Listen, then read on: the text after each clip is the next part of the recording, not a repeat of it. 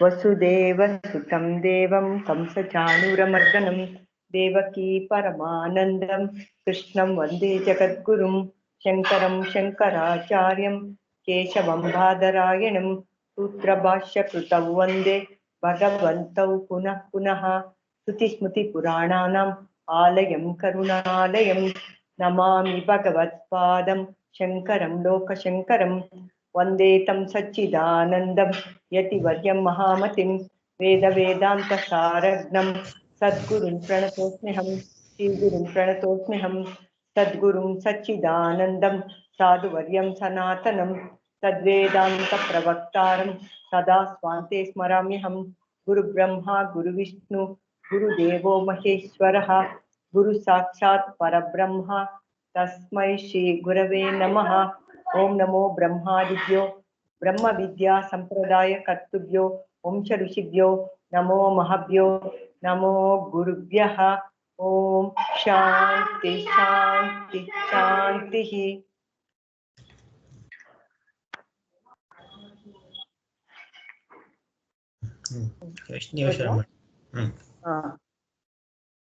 ಇದು ಸಪ್ತಾನ್ನಗಳು, ಇದು 5ನೇ ಬ್ರಾಹ್ಮಣ 1ನೇ ಅಧ್ಯಾಯದ್ದು. ಇಲ್ಲಿ ಈ ಸಪ್ತಾನ್ನಗಳನ್ನ ಹೇಳ್ತಾ ಇದ್ದಾರೆ. ಪಾಂಕ್ತವಾದ ಕಾಮ್ಯ ಕರ್ಮದಿಂದ ತನಗೆ ಭೋಜ್ಯವಾಗಿ ಜಗತ್ತನ್ನು ಅಗ್ನನು ಹೋಮ ಮಾಡಿ ಸಿದ್ಧಿಸಿಕೊಳ್ಳುತ್ತಾನೆ ಅಂತ ಇಲ್ಲಿ ಇದೆ. ಮೊದಲನೇದು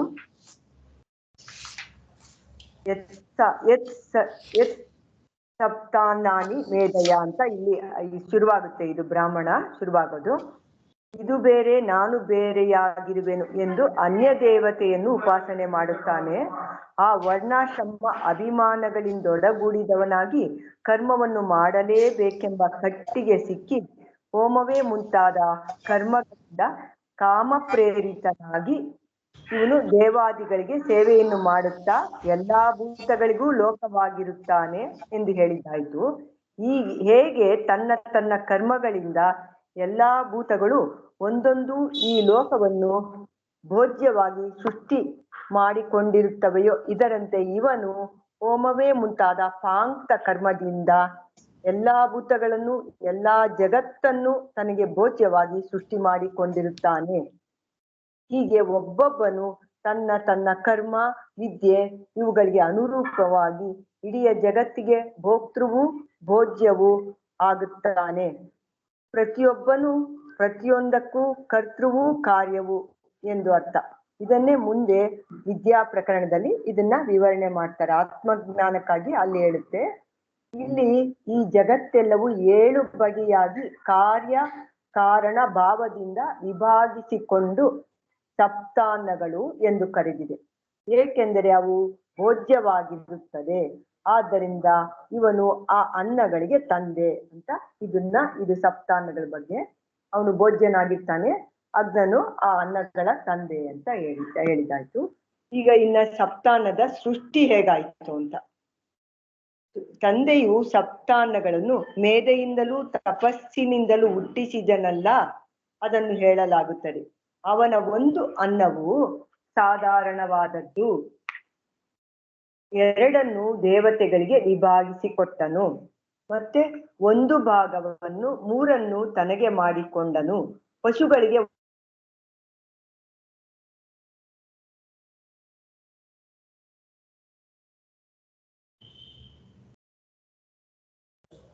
ಬ್ರೇಕ್ ಆಯ್ತು. ನಿಮ್ದು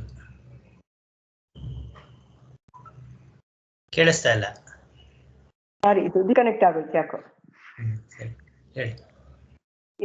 1 ತನಗಾಗಿ ಸಾಧಾರಣವಾದ ಅನ್ನ ಮಾಡ್ಕೊಂಡ. 2 ದೇವತೆಗಳಿಗೆ ವಿಭಾಗಿಸಿಕೊಟ್ಟನು. 3 ತನಗೆ ಮಾಡಿಕೊಂಡನು. ಪಶುಗಳಿಗೆ 1 ಕೊಟ್ಟನು. ಯಾವುದು ಬದುಕಿದೆಯೋ ಯಾವುದು ಬದುಕಿಲ್ಲವೋ ಅದೆಲ್ಲವೂ ಅದರಲ್ಲಿ ಪ್ರತಿಷ್ಠವಾಗಿರುತ್ತದೆ ಅಂತ ಹೇಳಿದ್ರು. ಇನ್ನ ಮುಂದಕ್ಕೆ ಅದನ್ನ ಹೆಂಗೆ ಸಾಧಾರಣವಾದ ಅನ್ನ ಹೆಂಗೆ ಆಯ್ತು ಅಂತ ಅದ್ರದ್ದು ವಿವರಣೆ. ಸಪ್ತಾನ್ನಗಳನ್ನು ತಂದೆಯು ಮೇಧೆಯಿಂದಲೂ ತಪಸ್ಸಿನಿಂದಲೂ ಹುಟ್ಟಿಸಿದನಲ್ಲವೇ ಅಂತ ಬಂತಲ್ಲ ಮೊದಲನೇ ಮಂತ್ರದಲ್ಲಿ. ನೆಕ್ಸ್ಟ್ ಸ್ಲೈಡ್ಗೆ ಹೋಗಿ.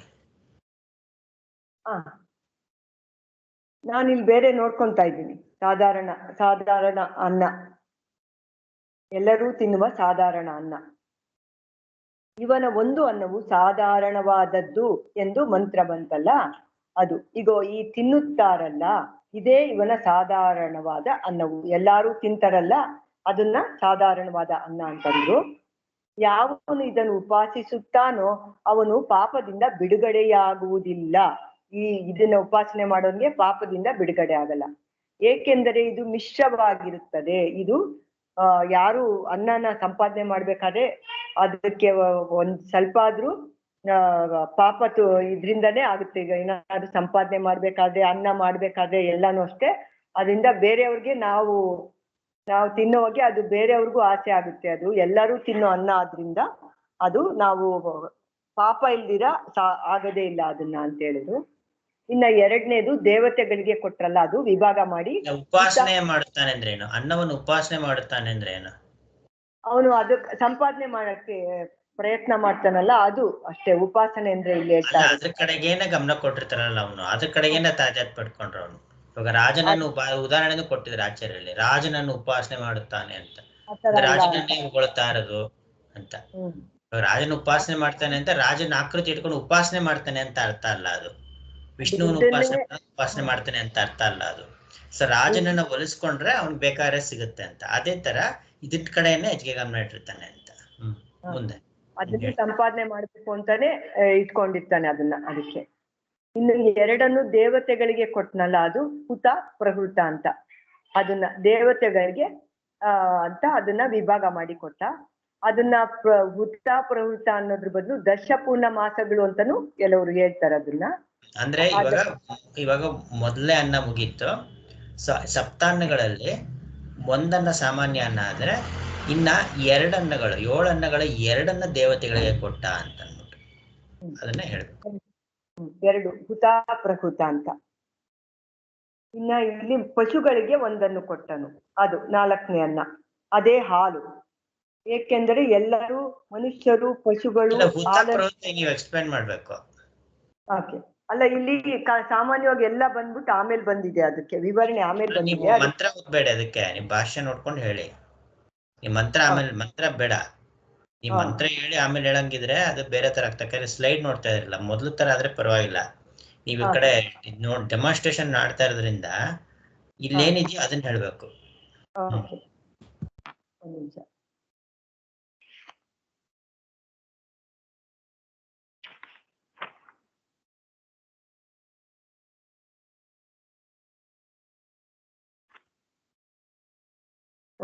ಎರಡನ್ನು ದೇವತೆಗಳಿಗೆ ವಿಭಾಗಿಸಿ ಕೊಟ್ಟನಲ್ಲ, ಅದು ಹುತ ಪ್ರಹೃತ ಅಂತ. ಹುತ ಅಂದರೆ ಅಗ್ನಿಯಲ್ಲಿ ಹೋಮ ಮಾಡುವುದು, ಪ್ರಹೃತವೆಂದರೆ ಹೋಮ ಮಾಡಿದ ಬಳಿಕ ಮಾಡುವಂತ ಬಲಿಹರಣ.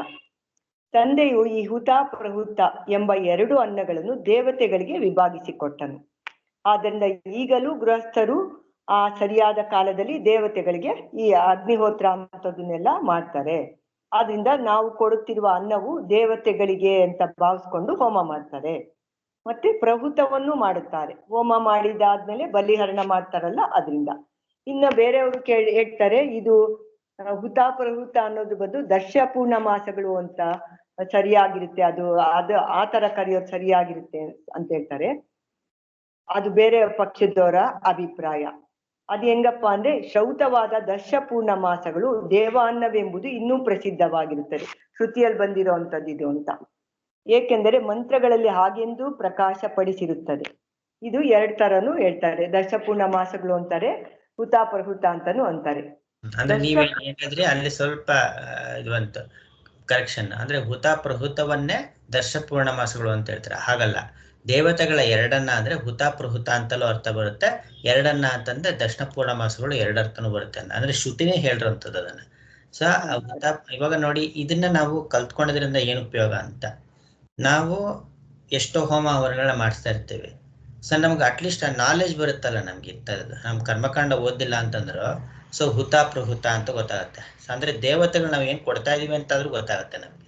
ಅಗ್ನಿಗೆ ಹಾಕೋದೆಲ್ಲ ಹುತ ಪ್ರಹೃತ ಅಂತ, ಆಮೇಲೆ ಮಾಡೋದೆಲ್ಲ ಹುತ ಮತ್ತೆ ಪ್ರಹೃತ ಅಂದ್ರೆ ಏನು ಅಂತ ಅಂದ್ಬಿಟ್ಟು. ಇದು ಬೃಹದಾರಣ್ಯಕದ ವೈಶಿಷ್ಟ್ಯ ಅಂದ್ರೆ ಇದೇನೆ. ಹೀಗೆ ದರ್ಶಪೂರ್ಣ ಮಾಸಗಳೆಂಬ ಅನ್ನಗಳನ್ನು ದೇವತೆಗಳಿಗೆಂದು ತಂದೆಯಿಂದ ಪ್ರಕಲ್ಪಿತವಾಗಿರುವುದಷ್ಟೇ. ಆದ್ದರಿಂದ ಅವು ದೇವತೆಗಾಗಿಯೇ ಇರುವುದು ತಪ್ಪದೇ ಮುಂದಿನ ಸ್ಲೈಡ್ ಅಲ್ಲಿ ಇದೆಯಾ ಅದು? ಬೇಡ, ಪಶುವನ್ನ ಇಲ್ಲೇ ಇನ್ನ ಮುಂದಕ್ಕೆ ಪಶುಗಳಿಗೆ ಕೊಟ್ಟಿರುವ ಅನ್ನ ಅದು ಹೇಳ್ಬೇಕಾ? ಪಶುಗಳಿಗೆ ಒಂದು ಭಾಗವನ್ನು ಅಲ್ಲ, ಅದ್ ಹೇಳಿ ಮುಗಿಸ್ಬಿಡಿ. ನೀವೇನ್ ಹೇಳ್ತಾ ಇದ್ರಿ ಅದನ್ನ ಹೇಳಿ ಮುಗಿಸ್ಬಿಡಿ. ಅದನ್ನ ಆಮೇಲೆ ಬೇಕಾದ್ರೆ ಪಶು ಇಷ್ಟಿ ಯಾಜಕ ಅನ್ನೋದೊಂದಿತ್ತು, ಅದನ್ನೊಂದನ್ನ ಹೇಳಕ್ ಹೋದೆ. ಸರಿ. ಶಬ್ದ ಅಂದ್ರೆ ಕಾಮ್ಯ ಕರ್ಮ ಇಟ್ಕೊಂಡ್ ಮಾಡ್ತಾರಲ್ಲ, ಅದು ಇಷ್ಟಿ ಯಾಜಕ ಅಂತ ಮಾಡ್ತಾರೆ, ದಶಪುಣ್ಯ ಮಾಸಗಳನ್ನ ಅಂತ ಹೇಳ್ತಾ ಇದ್ದೆ ಅಷ್ಟೇ. ಇನ್ನ ಪಶುಗಳಿಗೆ ಕೊಟ್ಟಿರುವ ಅನ್ನ ಅದು ಹಾಲು. ಪಶುಗಳಿಗೆ ಅಂತ ಕೊಟ್ಟಿರೋದು 4ನೇ ಅನ್ನ. ಅದು ಆ ಪಶುಗಳಿಗೆ ತಂದೆಯು ಒಂದನ್ನು ಕೊಟ್ಟನಲ್ಲ, ಆ ಅನ್ನವು ಯಾವುದು ಎಂದರೆ ಅದು ಹಾಲು. ಪಶುಗಳು ಈ ಅನ್ನಕ್ಕೆ ಒಡೆಯರು ಎಂದರೆ ಇದಕ್ಕೆ ಬ್ರಾಹ್ಮಣವು ಹೇಳುತ್ತದೆ. ಏಕೆಂದರೆ ಮನುಷ್ಯರು ಪಶುಗಳು ಮೊದಲು ಹಾಲನ್ನೇ ಉಪಜೀವಿಸಿಕೊಂಡಿರುತ್ತಾರೆ, ಅದು ಎಲ್ರಿಗೂ ಗೊತ್ತಿದೆ. ಆದ್ದರಿಂದ ಆ ಅನ್ನವು ಅವುಗಳದ್ದು ಎಂಬುದು ಉಚಿತವು. ಹಾಗಿಲ್ಲದಿದ್ದರೆ ಮೊದಲು ಗೊತ್ತಾಗಿ ಅದನ್ನೇ ಏಕೆ ಉಪಜೀವಿಸಿಕೊಂಡಿರುತ್ತಿದ್ದವು ಅಂತ. ಅದರಿಂದನೇ ಎಲ್ಲಾ ಮನುಷ್ಯರು ಪಶುಗಳು ಎಲ್ಲ ಹುಟ್ಟಿದ ತಕ್ಷಣ ಅದೇ ಬೇಕಾಗೋದು, ಅದರಿಂದನೇ ಜೀವನ ಮಾಡ್ಕೊಂಡಿರೋದು ಅಂತ. ಮೊದಲು ಅದನ್ನೇ ಉಪಜೀವಿಸಿಕೊಂಡಿರುತ್ತವೆ ಎಂಬುದು ಹೇಗೆ ಎಂದರೆ ಶ್ರುತಿ ಹೇಳ್ತದೆ. ಏಕೆಂದರೆ ಮನುಷ್ಯರು ಪಶುಗಳು ಅದೇ ಅನ್ನದಿಂದಲೇ ಈಗಲೂ ಮೊದಲು ತಂದೆಯಿಂದ ಹೇಗೆ ವಿನಿಯೋಗವಾಯಿತು ಹಾಗೆಯೇ ಇದ್ದುಕೊಂಡಿರುತ್ತದೆ. ಆದ್ದರಿಂದ ಹುಟ್ಟಿದ ಕುಮಾರನಿಗೆ ಮಗುವಿಗೆ 3 ವರ್ಣದವರು ತ್ರೈವರ್ಣಿಕರು ಅಂದ್ರೆ ಬ್ರಾಹ್ಮಣ, ಕ್ಷತ್ರಿಯ, ವೈಶ್ಯ ಮೂವರು ಮೊದಲು ಜಾತ ಕರ್ಮದಲ್ಲಿ ಚಿನ್ನದಿಂದ ಕೂಡಿದ ತುಪ್ಪವನ್ನಾದರೂ ನೆಕ್ಕಿಸುತ್ತಾರೆ, ಸ್ತನವನ್ನಾದರೂ ಅನುದಾಪನ ಮಾಡಿಸುತ್ತಾರೆ, ಬಳಿಕ ಕುಡಿಸುತ್ತಾರೆ. ಮಿಕ್ಕವರಲ್ಲಿ ಯಥಾಸಂಭವವಾಗಿ ಮಾಡುತ್ತಾರೆ. ಅಂದ್ರೆ ಅವರು ತ್ರೈವರ್ಣಿಕರು ಅಲ್ಲದೆ ಇರೋರು ಅವ್ರವ್ರ ತರ ಮಾಡ್ತಾರೆ. ಮನುಷ್ಯರಿಗಿಂತ ಬೇರೆಯಾಗಿರುವ ಪಶುಗಳಿಗೆ ಮೊದಲು ಸ್ತನವನ್ನೇ ಕುಡಿಸುತ್ತಾರೆ. ಇನ್ನು ಹುಟ್ಟಿದ ಕರು ಅದು ಹುಟ್ಟಿದ್ಮೇಲೆ ಅದೇನಾದ್ರು ಎಷ್ಟು ತಿಂಗಳು ಅಂತ, ಎಷ್ಟು ವಯಸ್ಸಾಗಿದೆ ಅಂದ್ರೆ ಅದಿನ್ನೂ ಅತೃಣಾದ ಅಂತಾರೆ, ಇನ್ನು ಹುಲ್ ತಿಂತಾ ಇಲ್ಲ, ತುಂಬಾ ಚಿಕ್ಕದು ಅಂತ ಹೇಳ್ತಾರೆ. ಅದೇ ತರ ಮನುಷ್ಯರು ಸಹಿತ ಜಾತ ಕರ್ಮಾದಿಗಳಲ್ಲಿ ತುಪ್ಪವನ್ನೇ ಉಪಜೀವಿಸಿಕೊಂಡಿರುತ್ತಾರಲ್ಲ, ಅದು ಪಶುಗಳ ಹಾಲಿಂದನೇ ಅದು ಮಾಡಿರುತ್ತಾನೆ ತುಪ್ಪನು. ಹೇಗಾದರೂ ಅದು ಹಾಲೆ, ತುಪ್ಪವು ಹಾಲಿನ ವಿಕಾರವೇ, ಆದ್ದರಿಂದ ಅದು ಹಾಲೆ ಅಂತ ಹೇಳಿ ಬಂತು.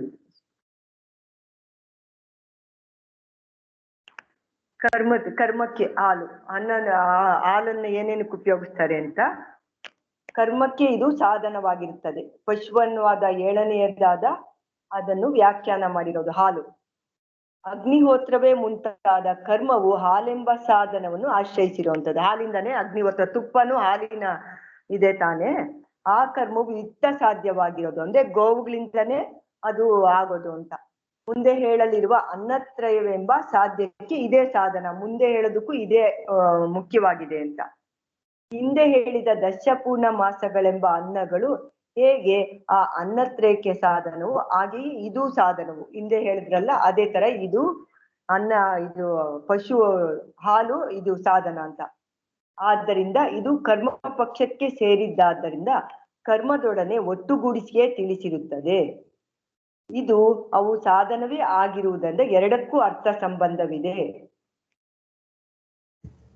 ಅಂದ್ರೆ ಇದ್ರಲ್ಲೇ ನಮ್ಮ ಮಹಿಮೆ ಎಷ್ಟು, ಆ ಗೋವಿನ ಹಾಲಿನ ಮಹಿಮೆ ಎಷ್ಟು, ಹಾಲು ಅನ್ನೋದು ಸಪ್ತಾನ್ನಗಳಲ್ಲಿ ಒಂದು ಅಂತ ಮಾತ್ರ ಅಲ್ಲ, ಇದರ ಹೆಚ್ಚುಗಾರಿಕೆ ಏನು ಅಂತ.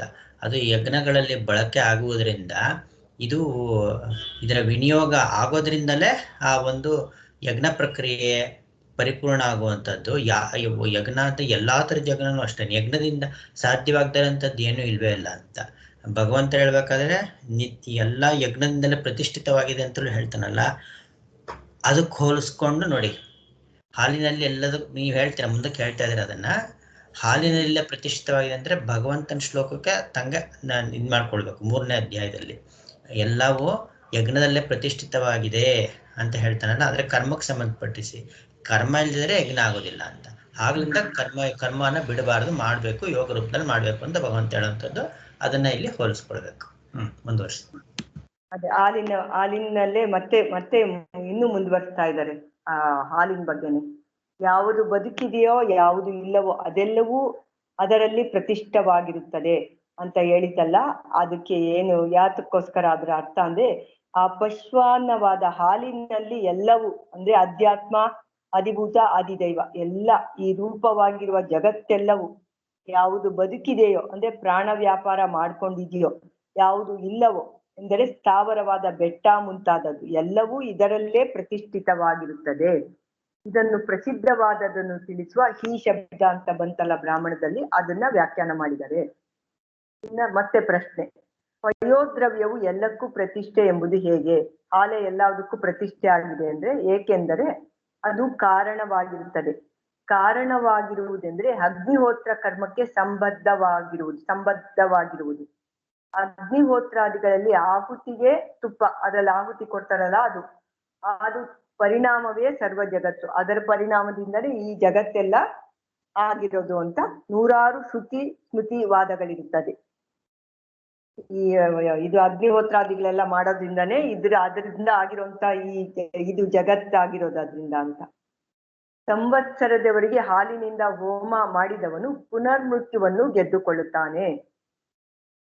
ಸಂವತ್ಸರದೊಳಗೆ 360 ಆಹುತಿಗಳು 720 ಆಗಿರುವುದರಿಂದ ಯಾಜಸ್ಮತಿ ಇಷ್ಟಿಕೆಗಳಾಗುವುದು. ಸಂವತ್ಸರದ ಅಹೋರಾತ್ರಿಗಳು ಅಂದ್ರೆ ಅವನು ಅಗ್ನಿಹೋತ್ರ ಮಾಡ್ತಾನಲ್ಲ, ಅವನು ಹೇಳ್ತಾ ಇದ್ದಾರೆ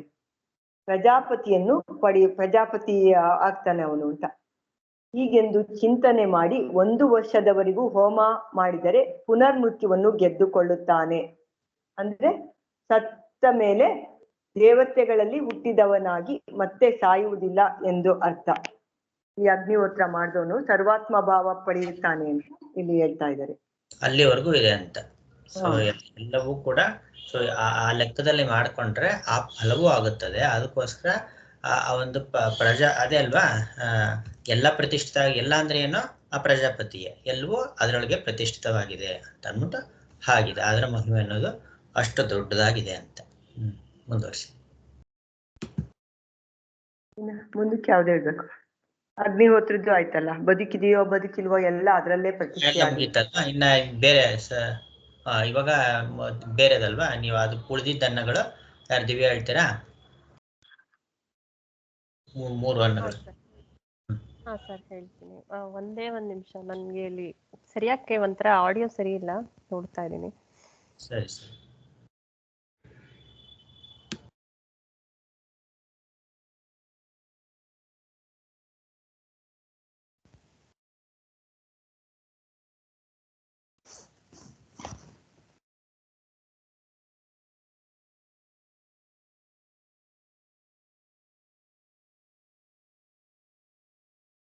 ಸರ್ ಮಾತಾಡಿ, ಒಂದೇ ಒಂದ್ ಸೆಕೆಂಡ್. ಫುಲ್ ವಾಲ್ಯೂಮ್ ಕೊಟ್ಬಿಡಿ. ಅದು ಜೋರಾಗಿ ಕೇಳಿಸ್ತಾ ಇದೆ, ಹೆಡ್ಫೋನ್ ಹಾಕೊಂಡಿದ್ರು, ಅದು ಎಲ್ಲರಿಗೂ ಕೇಳಿಸ್ತಾ ಇದೆ ಜೋರಾಗಿ, ಯಾಕೆ ಅಂತ ಗೊತ್ತಾಗ್ತಾ ಇಲ್ಲ, ಅದಕ್ಕೆ ನೋಡ್ತಾ ಇದ್ದೀನಿ. ಇದ್ರಲ್ಲ ಇದು ಡೆಸ್ಕ್ಟಾಪ್, ಇದು ಸ್ಕ್ರೀನ್ ಇದೆ, ಇದು ಲ್ಯಾಪ್ಟಾಪ್ ಅಲ್ಲ, ಮೈಕ್.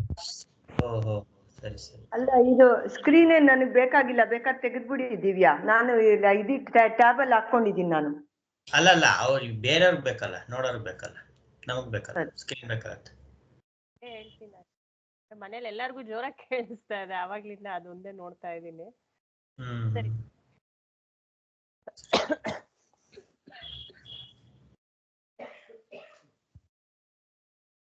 ಅಲ್ಲ ನೀವ್ ಮಾತಾಡೋದೇನ್ ನಿಮ್ ಮೇಲೆ ನೀವ್ ಮಾತಾಡ್ತಿರಲ್ಲ ಮಾಡಿ. ಸರಿ, ಅಂದ್ರೆ ಇವಾಗ ನಾನ್ ಮಾತಾಡ್ತೀನಿ, ಅಂದ್ರೆ ಇಷ್ಟೊತ್ತು. ಸರಿ ಸರಿ.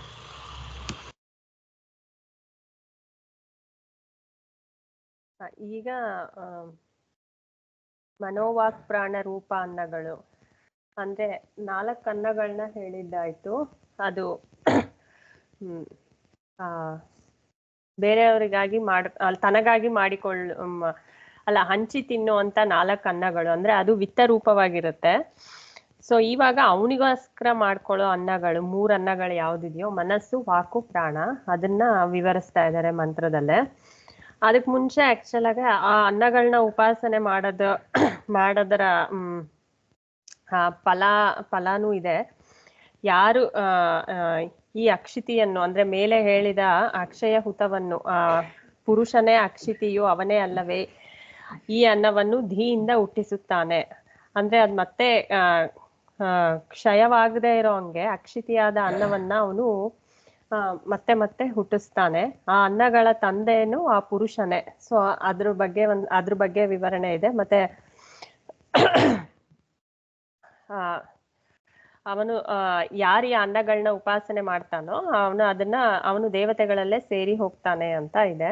ಅದಾದ್ಮೇಲೆ ಈ ತನಗಾಗಿ ಮಾಡ್ಕೊಳ್ಳೋ 3 ಅನ್ನಗಳು. ಈ 3 ಅನ್ನಗಳು ಮನಸ್ಸು, ವಾಕು, ಪ್ರಾಣ ಏನಿದೆ ಅದನ್ನ ಮತ್ತೆ 3 ವಿಭಾಗಿಸ್ಕೊಂಡು ಆಧ್ಯಾತ್ಮಿಕ ತ್ರಯನ್ನಗಳು, ಆದಿಭೌತಿಕ ತ್ರಯನ್ನಗಳು, ಆದಿದೈವಿಕ ತ್ರಯನ್ನಗಳು ಅಂತ ಹೇಳ್ತಾರೆ. ಇದು ತನಗಾಗಿ ಮಾಡ್ಕೊಳ್ಳೋದು ಮತ್ತೆ ತುಂಬಾ ಮುಖ್ಯ ಆಗಿರೋದಕ್ಕೆ ಇದನ್ನ ವಿಸ್ತಾರವಾಗಿ ಹೇಳ್ತಾರೆ.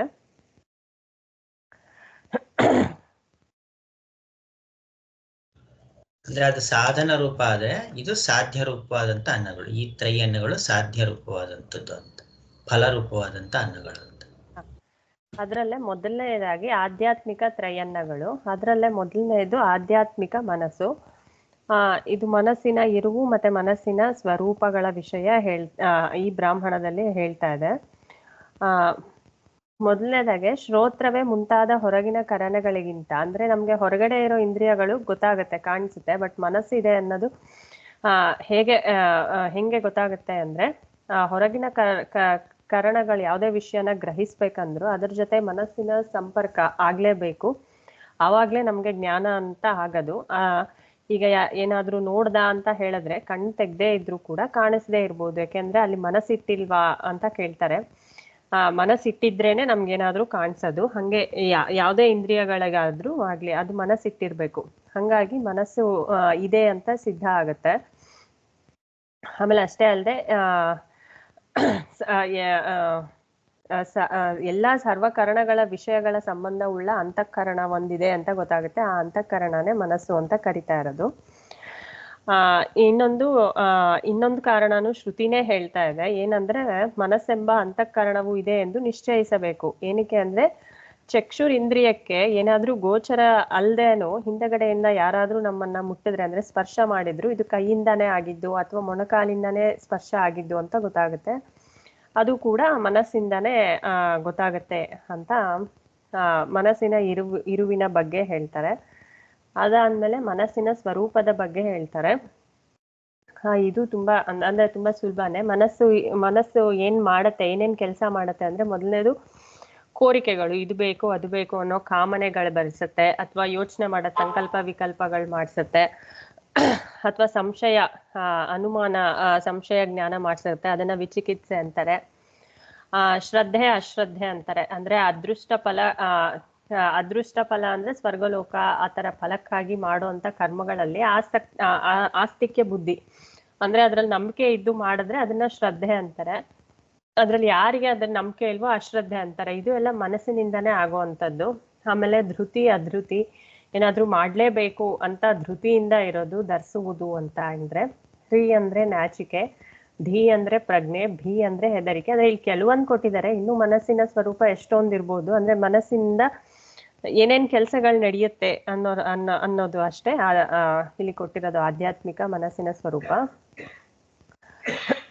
ಅದಾದ್ಮೇಲೆ ಆಧ್ಯಾತ್ಮಿಕ ವಾಕು. ಸೊ ಆಧ್ಯಾತ್ಮಿಕ ವಾಕಿನ ಸ್ವರೂಪವನ್ನ ಹೇಳ್ತಾ ಇದ್ದಾರೆ. ಸೊ ಮೊದ್ಲು ಮನಸ್ಸು ಇದೆ ಅಂತ ಗೊತ್ತಾಯ್ತು, ಮನಸ್ಸಿನ ಸ್ವರೂಪವನ್ನು ತಿಳ್ಕೊಂಡಾಯ್ತು. ಆಮೇಲೆ ಇವಾಗ ಆಧ್ಯಾತ್ಮಿಕ ವಾಕಿನ ಸ್ವರೂಪ ಮತ್ತೆ ಅದರ ಕಾರ್ಯ.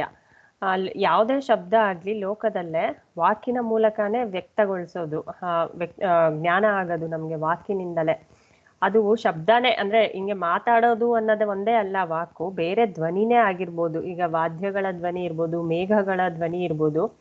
ಇದು ಇಂಥದ್ದು ಕೆಲವೊಂದು ವಾದ್ಯ ಧ್ವನಿ ಕೇಳಿಸಿದ್ರೆ ಓಕೆ ಇಲ್ಲಿ ಇವ್ರ ಮನೇಲೆ ಮದ್ವೆ ನಡೀತಾ ಇದೆ ಈ ತರ, ಅಂದ್ರೆ ಆ ಧ್ವನಿಯಿಂದಾನೇ ನಮ್ಗೆ ಕೆಲವೊಂದು ವಿಷಯಗಳು ಗೊತ್ತಾಗುತ್ತೆ. ಏನೇ ಕಿವಿಗ್ ಬಿದ್ರು, ಏನೇ ಶಬ್ದ ಆದ್ರೂ ಅದೆಲ್ಲಾನು ಜ್ಞಾನ ಅನ್ನೋ ರೀತಿನೇ ತಗೋಬೇಕು. ಯಾವುದೇ ನಿಮಿತ್ತ ಆದ್ರೂನು ಎಲ್ಲಾ ಧ್ವನಿಯು ವಾಕ್ಯ ಆಗತ್ತೆ.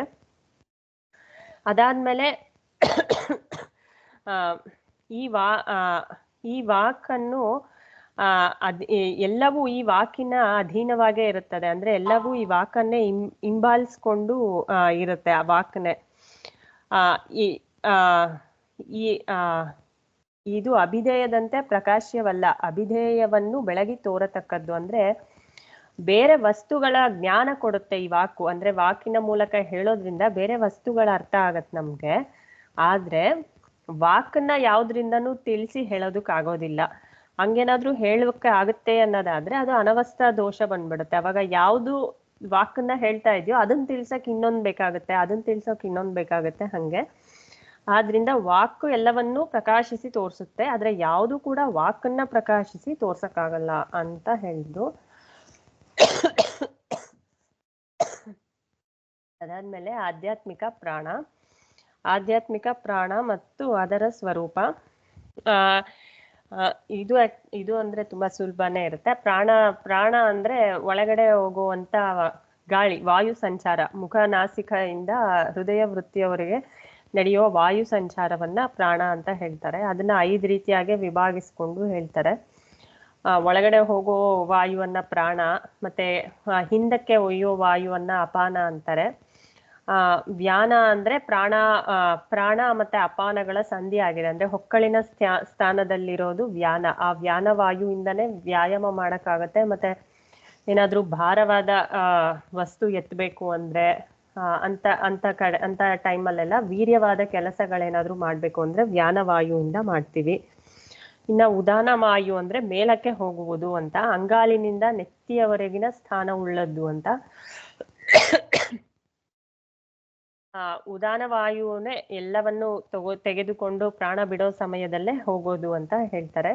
ಅದಾದ್ಮೇಲೆ ಸಮಾನ ವಾಯು ಅಂದ್ರೆ ಆ ವಾಯು ಸಮಾನವಾಗಿ ಸಂಚರಿಸ್ತಾ ಇರುತ್ತೆ, ಅನ್ನವನ್ನ ಪಚನೆ ಮಾಡುತ್ತೆ, ತಿಂದ ಆಹಾರವನ್ನು ಆ ಆಹಾರದ ಶಕ್ತಿಯನ್ನು ಎಲ್ಲಾ ಕಡೆಗೂ ಸಮಾನವಾಗಿ ಒಯ್ಯುವುದ್ರಿಂದ ಇದು 5 ಪ್ರಾಣದ ಸ್ವರೂಪ ಮತ್ತು ಕಾರ್ಯಗಳು.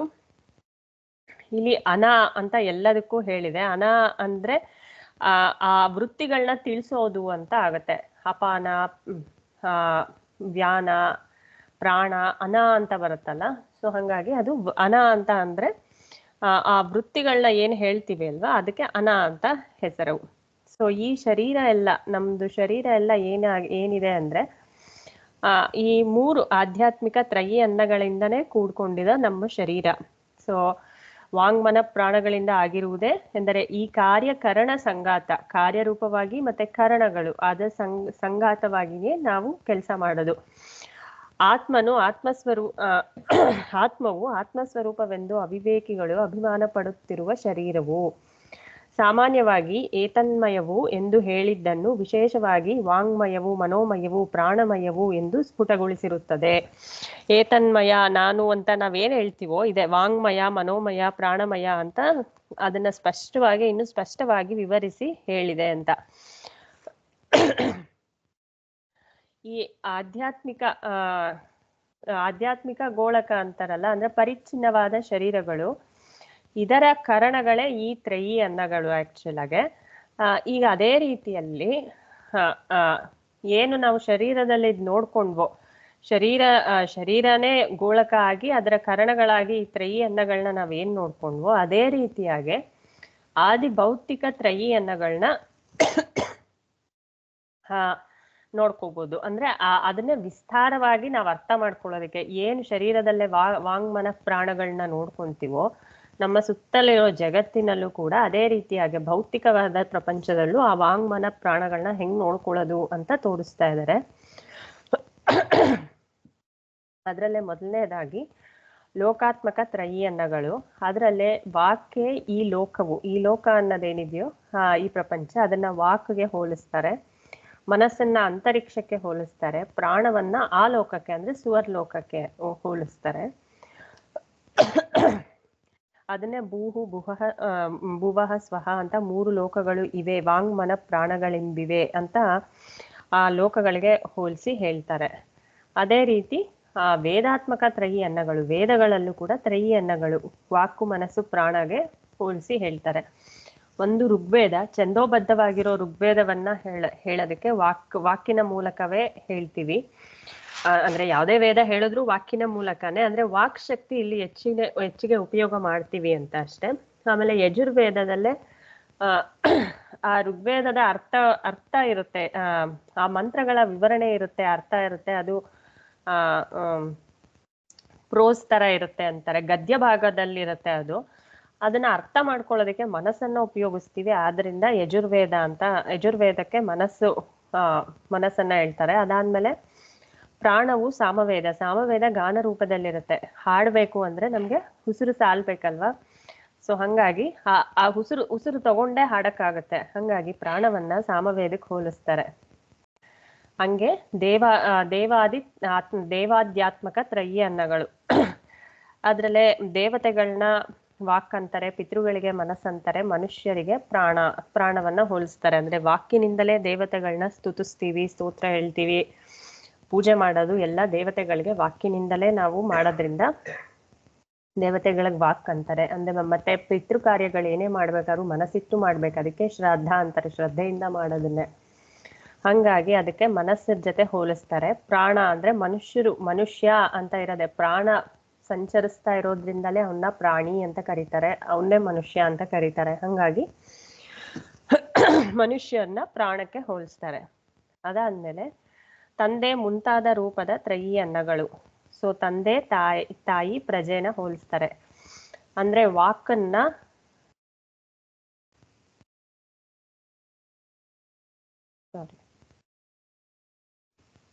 ವಾಕು ಕರೆಕ್ಟ್. ಅಂದ್ರೆ ಇಲ್ಲಿ ಸರಿ ಮಾಡಿದೆ, ಅಲ್ಲಿ ಸರಿ ಮಾಡ್ಲಿಲ್ಲ, ಅದಕ್ಕೆ ನೋಡ್ತಾ ಇದೀನಿ. ಜಸ್ಟ್ ಸರಿ ಮಾಡದ್ನಲ್ಲ, ಎಲ್ಲೋಯ್ತು ಅಂತ ಈ ಫೈಲಲ್ಲಿ ಸರಿ ಮಾಡಿದೆ. ಹಂಗಾಗಿ ಸಾರಿ, ಇಲ್ಲಿ ತಪ್ಪಿದೆ. ಬೇಕಾದ್ರೆ ಇದ್ರಲ್ಲಿ ತೋರಿಸ್ತೀನಿ. ಈಗ ಜಸ್ಟ್ ಸರಿ ಮಾಡಿದ್ದು. ಸೊ ವಾಕನ್ನ ತಾಯಿ ಅಂತ ಹೇಳ್ತಾರೆ, ಮನಸ್ಸನ್ನ ತಂದೆ ಅಂತ ಹೇಳ್ತಾರೆ, ಪ್ರಾಣವನ್ನ ಪ್ರಜೆ ಅಂತ ಹೋಲಿಸ್ತಾರೆ. ಅಂದ್ರೆ ವಾಗ್ದೇವತೆ ಅಂತ ಹೇಳ್ತೀವಲ್ಲ, ಸೊ ವಾಕನ್ನ ತಾಯಿ ಅಂತಾರೆ. ಅದಕ್ಕೆ ಸಂಸ್ಕೃತದಲ್ಲೂ ವಿಭಕ್ತಿಗಳು ಹೇಳ್ತೀವಲ್ಲ, ವಾಕ್ನ ಸ್ತ್ರೀಲಿಂಗಕ್ಕೆ ಹೇಳ್ತೀವಿ ಆಕ್ಚುಲ್ ಆಗಿ. ಸೊ ತಾಯಿ ಅಂತ ಹೇಳ್ತಾರೆ ವಾಕನ್ನ. ಹಂಗೆ ಮನಸ್ಸನ್ನ ತಂದೆ ಅಂತ ಹೇಳ್ತಾರೆ, ಪ್ರಾಣವನ್ನ ಪ್ರಜೆ ಅಂತ ಅಂದ್ರೆ ಮಕ್ಕಳು ಅಂತ ಹೇಳ್ತಾರೆ. ಈ ಮೂರು ಆದ್ಮೇಲೆ ಒಟ್ಟಿನಲ್ಲಿ ಏನಾಯ್ತು ಅಂತಂದ್ರೆ, ಇಲ್ಲಿ ಆಧ್ಯಾತ್ಮಿಕ ತ್ರಯನ್ನಗಳನ್ನ ತಿಳಿಸಿದ್ಮೇಲೆ ಆದಿ ಭೌತಿಕನ ಅರ್ಥ ಮಾಡ್ಕೊಳ್ಬೇಕು ಅಂತ ಹೇಳಿದ್ರಿ ನೀವು. ಅಂದ್ರೆ ಈ ಆದಿ ಭೌತಿಕ ತ್ರಯನ್ನಗಳು ಅಂತಂದ್ರೆ ಏನೇನೆಲ್ಲ ಇದ್ರೊಳಗಿರುತ್ತೆ ಅಂತ. ಇವಾಗ ಆಧ್ಯಾತ್ಮಿಕವು ಆದಿ ಭೌತಿಕದ ಒಳಗಡೆ ಇರುವಂಥದ್ದು, ಆಯ್ತಾ. ಆಧ್ಯಾತ್ಮಿಕವು ಆದಿ ಭೌತಿಕದ ಒಳಗಡೆ ಇರುವಂಥದ್ದು, ಆದಿ ಭೌತಿಕವು ಆದಿ ದೈವಿಕದ ಒಳಗಡೆ ಇರುವಂಥದ್ದು. ಸೊ ಆದಿ ಭೌತಿಕ ಅಂತಂದವಾಗ ಭೌತಿಕವಾದಂಥ ಪಾಂಚಭೌತಿಕ ಭೌತಾತ್ಮಕವಾದಂಥ ಎಲ್ಲ ವಸ್ತುಗಳು ಅಂತ ಬರುತ್ತೆ. ಸೊ ಎಲ್ಲಾ ವಸ್ತುಗಳು ಅಂತಂದವಾಗ ನಮ್ಗೆ ಏನ್ ಅನ್ಸುತ್ತೆ, ನಮ್ಮ ಲೌಕಿಕ ಬುದ್ಧಿ ಈ ಬರೀ ಭೂಮಿ ಮಾತ್ರ ಅನ್ಸುತ್ತೆ. ಅಲ್ಲ, ಎಲ್ಲವೂ ಕೂಡ, ಎಲ್ಲ ಮೂರು ಲೋಕಗಳು ಕೂಡ ಅಂತ ಹೇಳುತ್ತೆ. ಪೃಥ್ವಿ, ಅಂತರಿಕ್ಷ, ಸ್ವರ್ಗಾದಿ, ದ್ಯುಲೋಕಾದಿಗಳು ಅಂತ ಅಂದ್ಬಿಟ್ಟು. ಹಾಗೇನೆ ಇವಾಗ ವೇದಾತ್ಮಕ ಅಂತಂದವಾಗ ಇಡೀ ಪ್ರಪಂಚ ಇರೋದೇ ವೇದಾತ್ಮಕವಾಗಿ, ವೇದಗಳಿಂದನೇ ಸೃಷ್ಟಿ ಆಗುವಂಥದ್ದು, ವೇದಾತ್ಮಕವಾಗಿ ಇರುವಂಥದ್ದು. ಅದೇ ರೀತಿ ದೇವದಾತ್ಮಕವಾಗಿರುವಂಥದ್ದು ಅಂತ. ಹಾಗೆ ಪಿತೃಗಳು, ದೇವತೆಗಳು, ಮನುಷ್ಯರು ಎಲ್ಲ ಇರುವಂಥದ್ದೇ ಇಲ್ಲಿ ಅಂತ. ಎಲ್ಲ ಸೇರಿನೇ ಆದಿ ಭೌತಿಕವಾದಂಥ ಪ್ರಪಂಚ ಆಗ್ತಾ ಇರುವಂಥದ್ದು. ಹಾಗೆ ಈ ಮನಸ್ಸು, ವಾಕು, ಪ್ರಾಣವು ಕೂಡ ಅಂತ ಅಂದ್ರೆ ಹೀಗೆ ಅಂತ. ಇನ್ನು ಮುಂದೆ ಆದಿ ದೈವಿಕ ಅಂತ. ಇದರಲ್ಲೇ ಇನ್ನೊಂದು ವಿಭಾಗ ಹೇಳ್ತಾರೆ, ವಿಜ್ಞಾತಾಧ್ಯಾತ್ಮಿಕ ತ್ರಯಿ ಅನ್ನಗಳು ಅಂತ. ವಿಜ್ಞಾತ, ವಿಜಿಜ್ಞಾಸ, ಅವಿಜ್ಞಾತ ಅಂತ. ಇದ್ರಲ್ಲೇ ಒಂದೊಂದು ವಿಜ್ಞಾತ ಅನ್ನೋದಕ್ಕೆ ಏನರ್ಥ ಅಂತ ಒಂದೊಂದನ್ನು ವಿವರವಾಗಿ ಹೇಳ್ತಾರೆ. ವಿಜ್ಞಾತ ಅಂದ್ರೆ ತಿಳಿಸುವುದು, ಅಂದ್ರೆ ಸ್ಪಷ್ಟವಾಗಿ, ವಿಸ್ಪಷ್ಟವಾಗಿ ಅಂದ್ರೆ ಇನ್ನೂ ಸ್ಪಷ್ಟವಾಗಿ ಅಂತ. ಎಲ್ಲವನ್ನು ಬೆಳಗಿ ತಿಳಿಸುವುದೇ ಈ ವಾಕಿನ ರೂಪ. ಸೊ ಅದಕ್ಕೆ ವಾಕನ್ನೇ ವಿಜ್ಞಾತ ಅಂತ ಹೇಳ್ತಾರೆ. ಲೈಕ್ ಕರ್ತ, ಭೋಕ್ತ ಅನ್ನೋ ತರ, ಮಾಡುವವನು ಅನ್ನೋ ತರ. ಅಂದ್ರೆ ಈ ವಾಕ್ಯ ಎಲ್ಲವನ್ನೂ ತಿಳಿಸುತ್ತೆ. ಸೊ ಲೈಕ್ ವಾಕ್ಯ, ಲೈಕ್ ಈ ಸೆಂಟೆನ್ಸ್ ಹೆಂಗ್ ಹೇಳ್ತಾ ಇದೆ ಅಂದ್ರೆ ಸಬ್ಜೆಕ್ಟ್, ವಾಕನ್ನ ಸಬ್ಜೆಕ್ಟ್ ಆಗಿ ತಗೊಂಡು ಹೇಳ್ತಾ ಇದೆ. ಸ್ಪಷ್ಟವಾಗಿ ತಿಳಿಸೋದೇ ವಾಕು. ಆಮೇಲೆ ವಾಕು ಪ್ರಕಾಶಾತ್ಮಕವಾಗಿರುತ್ತದೆ. ಅದಕ್ಕೆ ಶ್ರುತಿನೇ ಪ್ರಕಾಶಾತ್ಮಕವಾಗಿರುತ್ತದೆ ಅಂತ ಶ್ರುತಿನೇ ಒಂದು ಉದಾಹರಣೆನೆ ಕೊಡ್ತಾನೆ. ಸಂರಾಜನೆ ವಾಕಿನಿಂದಲೇ ಬಂಧುವು ತಿಳಿದು ಬರುತ್ತಾನಲ್ಲವೇ ಎಂದಲ್ಲವೇ ಮುಂದೆ ಹೇಳಿದೆ. ವಾಕಿನ ಈ ವಿಶೇಷವನ್ನು ಅರಿತುಕೊಳ್ಳುವವನಿಗೆ ಈ ಫಲವನ್ನು ಶ್ರುತಿ ಹೇಳುತ್ತದೆ. ವಾಕು ಇವನನ್ನು, ಮೇಲೆ ಹೇಳಿರುವ ವಾಗ್ವಿಭೂತಿಯನ್ನು ಅರಿತುಕೊಂಡಿರುವ ಆತನನ್ನು ಅದಾಗಿ ಆ ವಿಜ್ಞಾತವಾಗಿ ಕಾಪಾಡುತ್ತದೆ. ವಾಕು ವಿಜ್ಞಾತ ಅಂತ ವಾಕಿನ ಒಂದು ಸ್ವರೂಪವನ್ನ ಅರ್ಥ ಮಾಡಿಕೊಂಡು ಉಪಾಸನೆ ಮಾಡೋರಿಗೆ ಆ ವಾಕು ಕಾಪಾಡುತ್ತೆ, ಪಾಲಿಸುತ್ತೆ ಅಂತ ಮಂತ್ರದಲ್ಲಿದೆ. ನೋಡಿ, ಇದು ಉಪಾಸನೆ, ಈ ತರ ಉಪಾಸನೆ ಮಾಡ್ಕೊಂಡವನಿಗೆ ಅಂತ. ಅಷ್ಟು ಮಾತ್ರ ಅಲ್ಲ, ಸರಿಯಾಗಿ ಉಚ್ಚಾರಣೆ ಮಾಡಿದ್ರೆ ಸಾಕು, ಅದರಿಂದನೇ ಫಲ ಇದೆ. ಛಾಂದೋಗ್ಯೋಪನಿಷತ್ತಲ್ಲಿ ನೆನ್ಪಿಟ್ಕೊಂಡಿರ್ಬೋದು. ಅಂದ್ರೆ ಇವಾಗ ಹಳ್ಳಿಯವ್ರಿಗೆ ಗೊತ್ತಿಲ್ಲ, ಹಾಗಾಗಿ ಅವ್ರು ಮಾತಾಡ್ತಾರೆ, ಅದೇನು ತಪ್ಪಿಲ್ಲ. ಆದ್ರೆ ಗೊತ್ತಿರೋರು, ಭಾಷೆ ಗೊತ್ತಿರೋರು ಇವಾಗೆಲ್ಲ ಅದೊಂದು ಪ್ಯಾಷನ್ ಆಗ್ಬಿಟ್ಟಿದೆ, ಇಷ್ಟ ಬಂದಾಗ ಮಾತಾಡೋದು. ಅದೇನೋ ಸ್ಲ್ಯಾಂಗ್. ಯಾವ ಕಾಲದಲ್ಲಿ ಇತ್ತು? ನಾವೆಲ್ಲ ನಾವು ಇಂಗ್ಲಿಷ್ ಎಲ್ಲ ಕಲ್ತಾಗ ಸ್ಲ್ಯಾಂಗ್ ಗಿಂಗ್ ಎಲ್ಲ ಕೇಳೇ ಇರಲಿಲ್ಲ. ಇವಾಗೇನೋ ಬಂದ್ಬಿಟ್ಟೆ ಸ್ಲ್ಯಾಂಗ್ ಬ್ರೋ ಗ್ರೀವ್ ಏನೇನೋ ಬಂದಿದೆ. ಅದೆಲ್ಲ ವಿಸ್ಪಷ್ಟವಾಗಿ ಏನಿದೆ ಶಬ್ದಕೋಶದಲ್ಲಿ, ಏನಿದೆ ಈ ದೀರ್ಘ ಹ್ರಸ್ವ, ಅದನ್ನ ಸರಿಯಾಗಿ ಉಚ್ಚಾರಣೆ ಮಾಡ್ಬೇಕು ಅಂತ ಆ ಕಾರಣಕ್ಕಾಗಿ ಹೇಳೋದು. ಮುಂದೆ ವರ್ಷ ಆಮೇಲೆ ಮನಸ್ಸನ್ನ ವಿಜಿಜ್ಞಾಸ್ಯ ಅನ್ನೋದಕ್ಕೆ ಹೋಲಿಸ್ತಾರೆ. ಅಂದ್ರೆ ಯಾವ್ದ್ಯಾವ್ದು ಮನಸ್ಸಿನ ರೂಪವು ವಿಜಿಜ್ಞಾಸವಾಗಿರುತ್ತಂದ್ರೆ ಅಂದ್ರೆ ಅರಿತುಕೊಳ್ಳುವುದೇ ಮನಸ್ಸಿನ ರೂಪ. ಅಂದ್ರೆ ಏನು ಇವಾಗ ವಾಕ್ಯ ಏನಾದ್ರೂ ಹೇಳಿದ್ರೆ ಅದನ್ನ ಅರ್ಥ ಮಾಡ್ಕೊಳ್ಳೋದೆ ಮನಸ್ಸಿನ ಸ್ವರೂಪ ಆಗಿರುತ್ತೆ. ಅದಕ್ಕೆ ಅದು ಮನಸ್ಸು ವಿಜಿಜ್ಞಾಸವಾಗಿರುತ್ತೆ. ಅಂದ್ರೆ ಆಲೋಚನೆ ಮಾಡಿದಾಗ, ಪರಿಪ್ರಶ್ನೆ ಮಾಡಿದಾಗ ಎಲ್ಲ ವಿಜಿಜ್ಞಾಸ, ಅಂದ್ರೆ ಅದನ್ನೆಲ್ಲ ವಿಜಿಜ್ಞಾಸ ಅಂತ ಹೇಳ್ತಾರೆ. ಯಾವುದು ವಿಜಿಜ್ಞಾಸವು ವಿಸ್ಪಷ್ಟವಾಗಿ ಅರಿತುಕೊಳ್ಳಬೇಕಾಗಿರುವುದೇ ವಿಜಿಜ್ಞಾಸವು, ಅದೆಲ್ಲ ಮನಸ್ಸಿನ ರೂಪ. ಏಕೆಂದರೆ ಮನಸ್ಸು ಸಂದೇಹಾಸ್ಪದವಾದ ಆಕಾರ ಉಳ್ಳದ್ದಾದ್ದರಿಂದ ವಿಜಿಜ್ಞಾಸವಾಗಿರುತ್ತದೆ. ಹಿಂದೆ ಆಧ್ಯಾತ್ಮಿಕ ಮನಸ್ಸಿನ ಸ್ವರೂಪ ಹೇಳ್ಬೇಕಾದ್ರೆ ಹೇಳಿದ್ರೆ ಸಂಕಲ್ಪ, ವಿಕಲ್ಪ, ವಿಜಿಜ್ಞಾಸ ಕೂಡ ಅಲ್ಲಿ ಹೇಳಿದ್ರು. ಅಂದ್ರೆ ಸಂದೇಹಾಸ್ಪದವಾಗಿರುತ್ತದೆ, ಇದ್ ಸರಿನಾ ಇದ್ ತಪ್ಪಾ ಅಂತ ಡೌಟ್ ಇರುತ್ತೆ ಯಾವಾಗ್ಲೂ ಹಂಗೆ. ಸೊ ಯಾರು ಇದನ್ನ ಉಪಾಸನೆ ಮಾಡುತ್ತಾರೋ ಆ ವಿಜಿಜ್ಞಾಸವಾಗಿ ಮನಸ್ಸು ಅವನನ್ನ ಕಾಪಾಡುತ್ತದೆ. ವಿಜಿಜ್ಞಾಸ ರೂಪದಿಂದಲೇ ಅನ್ನತ್ವವನ್ನು ಹೊಂದುತ್ತದೆ ಅಂತ. ಅದಾದ್ಮೇಲೆ ಪ್ರಾಣನ ಅವಿಜ್ಞಾತ ಅಂತ ಹೇಳ್ತಾರೆ. ಸೊ ಏನಕ್ಕೆ ಅಂದ್ರೆ ನಮ್ಗೆ ಪ್ರಾಣ ಇದೆ ಅಂತ ಗೊತ್ತಾಗುತ್ತೆ ಹೊರತು ಅಂದ್ರೆ ಸ್ಪಷ್ಟವಾಗಿ ಕಾಣಿಸೋದಿಲ್ಲ. ಅದಕ್ಕೆ ವಿಜ್ಞಾನಕ್ಕೆ ಗೋಚರವಲ್ಲದ್ದು, ಸಂದೇಹಕ್ಕೆ ವಿಷಯವಾಗಿರುವುದಕ್ಕೆ ಪ್ರಾಣನ ಅವಿಜ್ಞಾತ ಅಂತ ಹೇಳ್ತಾರೆ. ಅಂದ್ರೆ ಕಣ್ಣಿಗೆ ಕಾಣಿಸದೇ ಇರೋದು ಪ್ರಾಣದ ರೂಪ, ಅದಕ್ಕೆ ಅವಿಜ್ಞಾತ ಅಂತಾರೆ. ಯಾಕೆಂದ್ರೆ ಅವಿಜ್ಞಾನ ರೂಪದ್ದೇ ಆಗಿದೆ ಪ್ರಾಣ. ಈ ಮೂರು ವಿಜ್ಞಾತ, ವಿಜಿಜ್ಞಾಸ, ಅವಿಜ್ಞಾತ ಎಂಬ ಮೂರು ಬಗೆಯಾಗಿ ವಾಕು, ಮನಸ್ಸು, ಪ್ರಾಣಗಳ ವಿಭಾಗವು ಸಿದ್ಧವಾಗಿರುವಲ್ಲಿ ಮೂರು ಲೋಕಗಳು ಮುಂತಾದವು ವಾಚನಿಕವೇ ಆಗಿರುತ್ತದೆ. ಅಂದ್ರೆ ಉಪಾಸನೆಗಾಗಿ ಹೇಳಿರೋದು ಅಂತ. ವಾಚನಿಕ ಅಂದ್ರೆ ಬೇರೆ ಎಲ್ಲೋ ಲೋಕಾದಿಗಳು ಇಲ್ಲದಿದ್ದರೂ ಉಪಾಸನೆಗಾಗಿ ಆಗೆಂದು ಹೇಳಿದೆ ಅಂತ ಅರ್ಥ ಮಾಡ್ಕೋಬೇಕು. ನಾವು ಉಪಾಸನೆ ಮಾಡೋದಕ್ಕೋಸ್ಕರ ಹೇಳಿದೆ. ಈಗ ಪ್ರಾಣವನ್ನ ಉಪಾಸನೆ ಮಾಡಿರೋನ್ಗೂ ಇವನನ್ನು ಪ್ರಾಣವು ಪ್ರಾಣವಾಗಿ ಕಾಪಾಡುತ್ತದೆ. ಅವಿಜ್ಞಾತ ರೂಪದಿಂದಲೇ ಇವನಿಗೆ ಪ್ರಾಣವು ಅನ್ನವಾಗುತ್ತದೆ ಎಂದರ್ಥ. ಶಿಷ್ಯರು, ಮಕ್ಕಳು ಮುಂತಾದವರಿಗೆ ಸಂದೇಹವಾಗಿರುವಂತೆ ಅಥವಾ ತಿಳಿಯದೇ ಇರುವಂತೆಯೂ ಉಪಕಾರವನ್ನು ಮಾಡುವ ಆಚಾರ್ಯ, ತಂದೆ ಮುಂತಾದವರು ಕಂಡುಬರುತ್ತಾರೆ. ಇದರಂತೆ ಅಂದ್ರೆ ಈಗ ಹೆಂಗೆ ಆಚಾರ್ಯರಾಗ್ಲಿ ತಂದೆ ಆಗ್ಲಿ ಏನಾದ್ರೂ ಸಂದೇಹ ಆದ್ರೆ, ಇದು ಗೊತ್ತಾಗ್ಲಿಲ್ಲ ಅಂದ್ರೆ ಉಪಕಾರ ಮಾಡ್ತಾರೋ, ಹಂಗೆ ಪ್ರಾಣ, ಈ ಮನಸ್ಸು, ಪ್ರಾಣ ಇದೆಲ್ಲವೂ ಸಂದೇಹಕ್ಕೆ ವಿಷಯವಾಗಿದ್ದರೂ ಕೂಡ, ಅವಿಜ್ಞಾತವಾಗಿದ್ದರೂ ಕೂಡ ಅನ್ನವಾಗಿರಬಹುದು. ಅಂದರೆ ಇವನಿಗೆ ಉಪಕಾರ ಮಾಡತ್ತೆ ಅಂತ ಹೇಳ್ತಾ ಇದ್ದಾರೆ. ಅಂದ್ರೆ ಕಣ್ಣಿಗೆ ಕಾಣಿಸ್ಲಿಲ್ಲ ಅಂದ್ರೂ ಅವನಿಗೆ ಉಪಕಾರ ಮಾಡತ್ತೆ ಇದು ಅಂತ. ಅದಾದ್ಮೇಲೆ ಇವಾಗ ಆಧ್ಯಾತ್ಮಿಕ ತ್ರಯಿ ಅನ್ನಗಳನ್ನ ಹೇಳಿದ್ದಾಯ್ತು. ಅದಾದ್ಮೇಲೆ ಈ ಪ್ರಪಂಚವನ್ನೆಲ್ಲ ತೋರಿಸಿದ್ದಾಯ್ತು. ಈ ಪ್ರಪಂಚದಲ್ಲೇ ಈ ಪ್ರಪಂಚ ಸೃಷ್ಟಿ ಆಗಿದೆ ವೇದಗಳಿಂದ. ಸೊ ಅದಕ್ಕೆ ವೇದಗಳಿಗೆ ಹೋಲಿಸ್ಕೊಂಡು ಹೇಳಿದ್ದಾಯ್ತು. ಇಲ್ಲಿರೋ ಬೇರೆ ಬೇರೆ ಲೋಕಗಳಿಗೆ ಹೋಲಿಸ್ಕೊಂಡು ಹೇಳಿದ್ರು. ಮತ್ತೆ ಪ್ರಪಂಚದಲ್ಲಿರೋ ಮನುಷ್ಯರು, ದೇವತೆಗಳಿಗೆ ಹೋಲಿಸ್ಕೊಂಡು ಹೇಳಿದ್ರು. ಇನ್ನೂ ಹತ್ತಿರ ಬಂದು ತಂದೆ ತಾಯಿಗೂ ಕೂಡ ವಾಂಗ್ಮನ ಪ್ರಾಣಗಳನ್ನ ಹೋಲಿಸ್ಕೊಂಡು ಹೇಳಿದ ಮೇಲೆ ಈಗ ಅದನ್ನೇ ಇನ್ನೂ ವಿಸ್ತಾರವಾಗಿ ಆದಿ ದೈವಿಕ ತ್ರಯಿ ಅನ್ನಗಳನ್ನ ಅರ್ಥ ಮಾಡ್ಕೋಬೇಕು. ಅಂದ್ರೆ ಒಂದು ಅರ್ಥ ಮಾಡ್ಕೊಳ್ಳೋದು ಸುಲಭ. ಅಂದ್ರೆ ಆಧ್ಯಾತ್ಮಿಕವಾಗಿ ನಮ್ಮೊಳಗ್ ನೋಡ್ಕೊಳ್ಳೋದು ಸುಲಭ. ಅದನ್ನ ಅದೇ ರೀತಿಯಾಗಿ ಹೊಂದಿಸ್ಕೊಂಡು ವಿಸ್ತಾರ ಮಾಡ್ಕೊಂಡು ನೋಡ್ಕೋಬೇಕು. ಈ ಆದಿ ದೈವಿಕ ತ್ರಯಿ ಅನ್ನಗಳಿಗೆ ಏನಂದ್ರೆ ಆ ಈ ತ್ರಯಿ ಅನ್ನಗಳೇ ತಂದೆಯು ಸೃಷ್ಟಿ ಮಾಡಿರೋದು. ಇಲ್ಲಿ ತಂದೆ ಅಂದ್ರೆ ಸೃಷ್ಟಿ ಮಾಡ್ಕೊಂಡಿರೋ ಯಾವುದೇ ಪುರುಷನೂ ಆಗ್ಬಹುದು ಅಥವಾ ಪ್ರಜಾಪತಿಯೂ ಹೇಳ್ಬೋದು. ಈಗ ಆದಿ ದೈವಿಕ ಹೇಳ್ತಿರೋದ್ರಿಂದ ಪ್ರಜಾಪತಿಗೇನೆ ಹೋಲಿಸ್ಕೊಂಡು ಹೇಳ್ತಾರೆ. ಆದಿ ದೈವಿಕ ವಾಕ್ ಯಾವುದು ಅಂದ್ರೆ ಪ್ರಜಾಪತಿಯ ವಾಕ್ ಅದು ಅಂತ ಹೇಳ್ತಾರೆ. ಆ ಆದಿದೈವಿಕ ವಾಕ್ಗೆ ಈ ಪೃಥ್ವಿಯೇ ಶರೀರವಾಗುತ್ತದೆ. ಅದರಲ್ಲೇ ಅಗ್ನಿಯೇ ಜ್ಯೋತಿ ರೂಪವು. ಅಂದ್ರೆ ಒಂದು ಕರಣ ಒಂದು ಕಾರ್ಯ. ಈ ಪೃಥ್ವಿ ಕಾರ್ಯ ಆದ್ರೆ ಗೋಳಕ ಆದ್ರೆ ಅದರ ಕಾರಣವಾಗಿ ಅಗ್ನಿ ಜ್ಯೋತಿ ರೂಪವಾಗಿ ಪ್ರಕಾಶಾತ್ಮಕವಾಗಿ ಇರುತ್ತದೆ. ಇದು ಹೊರಗಿನ ಆಧಾರ, ಅದು ಒಳಗಿನ ಆಧೇಯವು ಅಂತ ಏನ್ ಆಧಾರ ಆಧೇಯ ಅಂದ್ರೆ ಏನು ಅಂತ ಎಕ್ಸ್ಪ್ಲೇನ್ ಮಾಡಿ.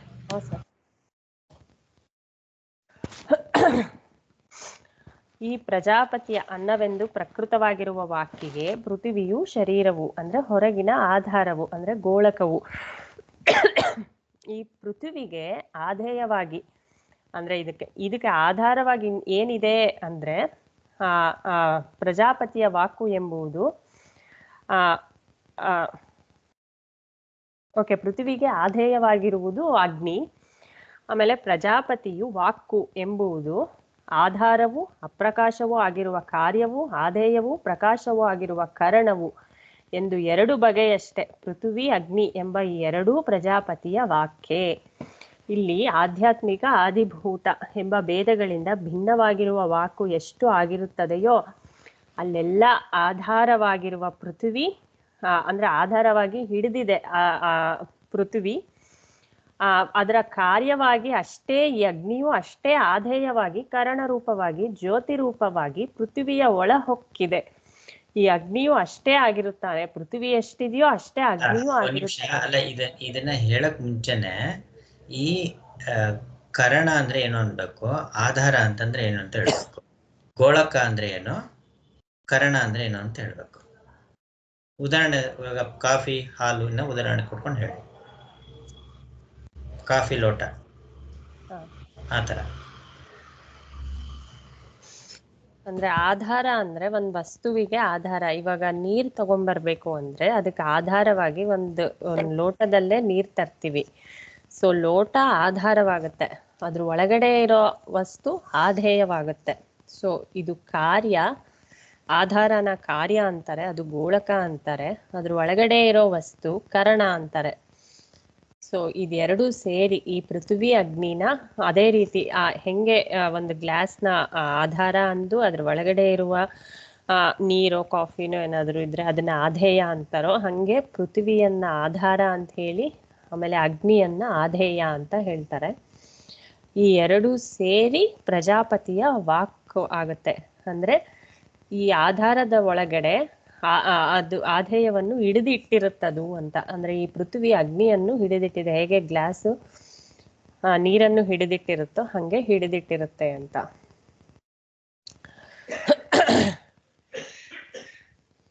ಅದಾದ್ಮೇಲೆ ಆದಿ ದೈವಿಕ ಮನಸ್ಸು.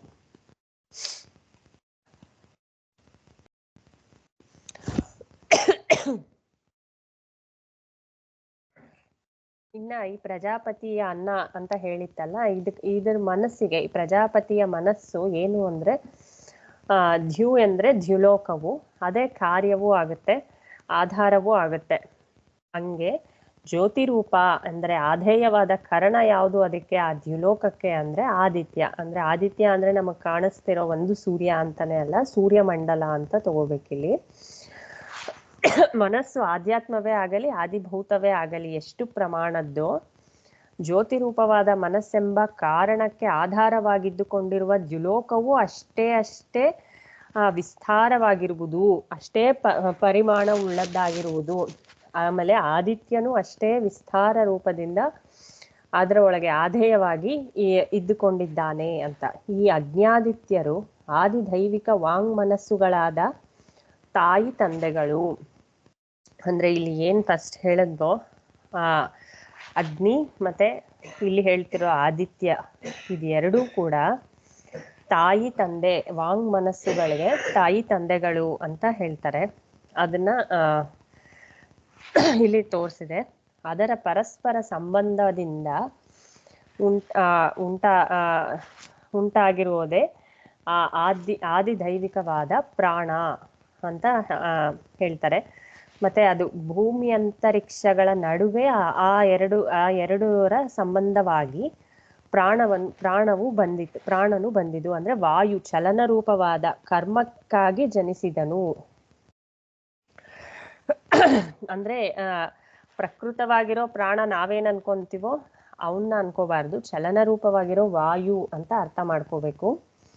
ಆ ವಾಯುವನ್ನ ಇಲ್ಲಿ ಇಂದ್ರನು ಪರಮೇಶ್ವರನು ಅಂತ ಹೇಳಿರೋದು. ಅಂದ್ರೆ ಸ್ವತಂತ್ರನು ಅಂತ ಅರ್ಥ ಅಷ್ಟೇ. ಪರಮೇಶ್ವರನು ಅಂದ್ರೆ ನಾವ್ ಅನ್ಕೊಂಡಿರೋ ತರ ಓಕೆ ಈಶ್ವರ ಅಂದ್ರೆ ಶಿವ ಆ ತರ ಅಲ್ಲ. ಇಂದ್ರ ಅಂದ್ರೆ ಇಂದ್ರಲೋಕದ ಅಧಿಪತಿ ಅಂತ ಅಲ್ಲ. ಇಂದ್ರ ಪರಮೇಶ್ವರ ಅಂತ ಉಪಯೋಗಿಸಿರೋದು ಸ್ವತಂತ್ರವಾಗಿದ್ದಾನೆ ಅವನು ಅಂತ.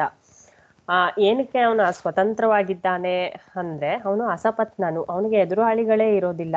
ಎದುರಾಳಿ ಅಂದ್ರೆ ಯಾರು? ಪ್ರತಿಪಕ್ಷದವನಾಗಿ ಬಂದ ಎರಡನೆಯವನೇ ಅಲ್ವಾ ಎದುರಾಳಿ ಅಂತ. ಇಲ್ಲಿರೋದೇ ಇನ್ನು ಪ್ರಜಾಪತಿ ಒಬ್ಬನೇ. ಅವನಿಗೆ ಎರಡನೆಯವನಾಗಿ ಎದುರಾಳಿ ಎನಿಸುವವನು ಯಾರೂ ಇಲ್ಲ. ಆದ್ದರಿಂದ ವಾಂಗ್ ಮನಸ್ಸುಗಳು ಎರಡನೆಯವರ್. ಆದ್ರೆ ನಾವಿಲ್ಲಿ ಕೇಳ್ಬೋದು ವಾಂಗ್ ಮನಸ್ಸುಗಳು ಇದೆಯಲ್ಲ ಅಂತ.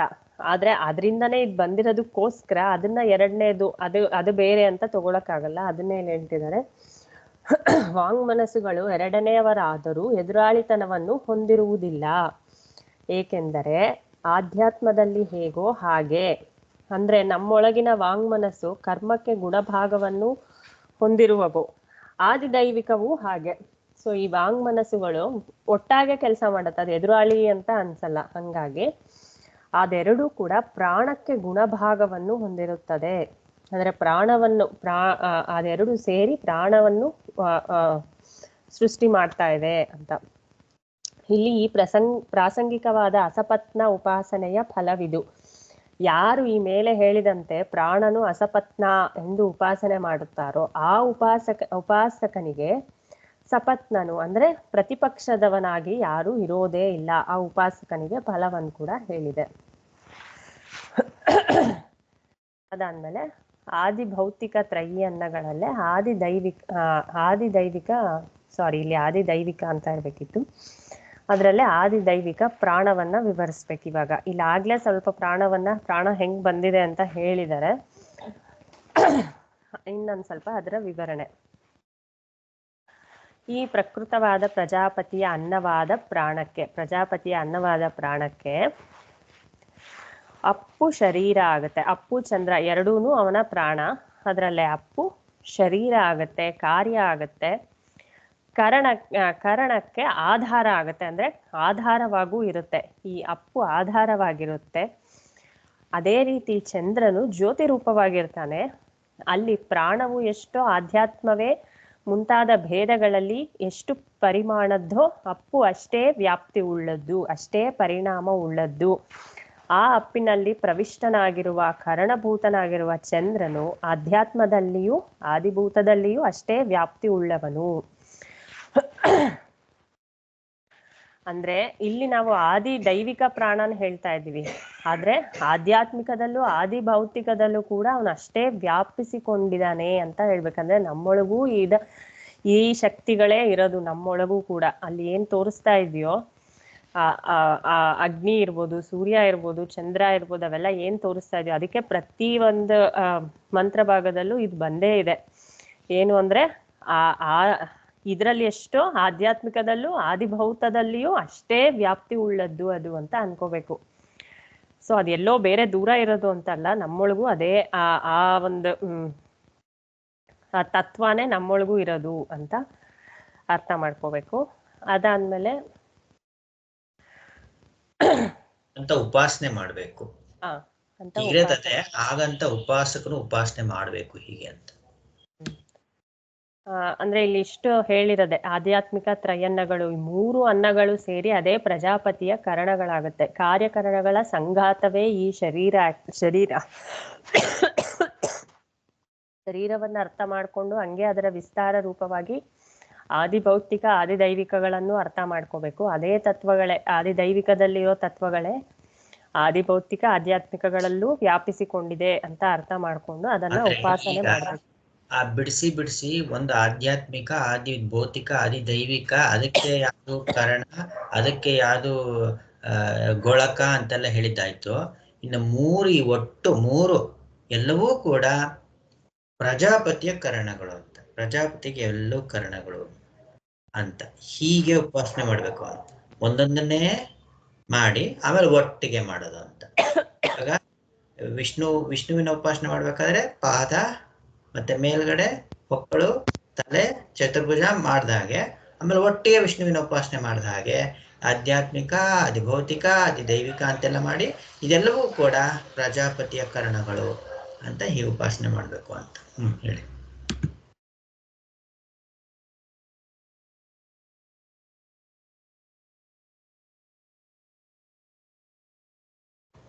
ಮುಂದುವರ್ಸಿ.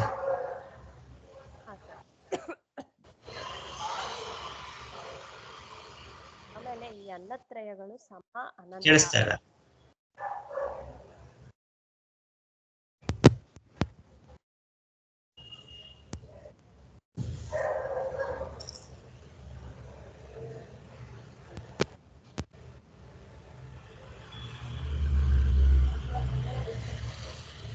ಕೇಳಿಸ್ತೆ ಮಾತಾಡ್ತಾ ಇದ್ದೀರಾ?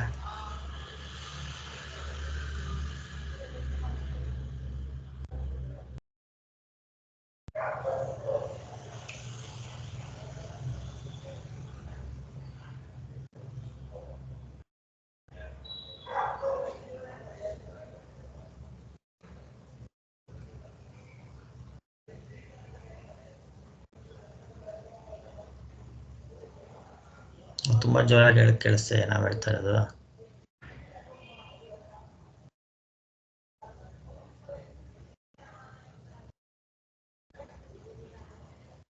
ಸರಿ, ಮುಂದುವರ್ಸಿ ನೀವೇನೆ, ಇಲ್ಲಾಂದ್ರೆ ನಾಳೆ ಮುಂದುವರ್ಸೋಣ.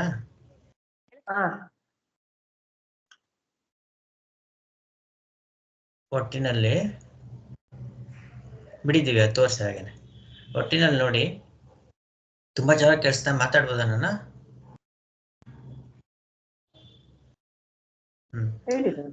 ಆ ಒಟ್ಟಿನಲ್ಲಿ ಇಲ್ಲೇನು ಅಂತಂದ್ರೆ, ಇದರಿಂದ ನಮ್ಗೆ ಏನ್ ಗೊತ್ತಾಗುತ್ತೆ, ಈ ಸಪ್ತಾನಗಳ ವಿಷಯಗಳಿಂದ ನಮ್ಗೆ ಏನ್ ಗೊತ್ತಾಗುತ್ತೆ ಅಂತ. ನಾವು ಪುರಾಣಗಳಲ್ಲಿ ಋಷಿ ಮುನಿಗಳು, ದೇವತೆಗಳು ಅವ್ರದ್ದೆಲ್ಲಾನು ಕೂಡ ಬೇರೆ ಬೇರೆ ಒಂದು ಇದು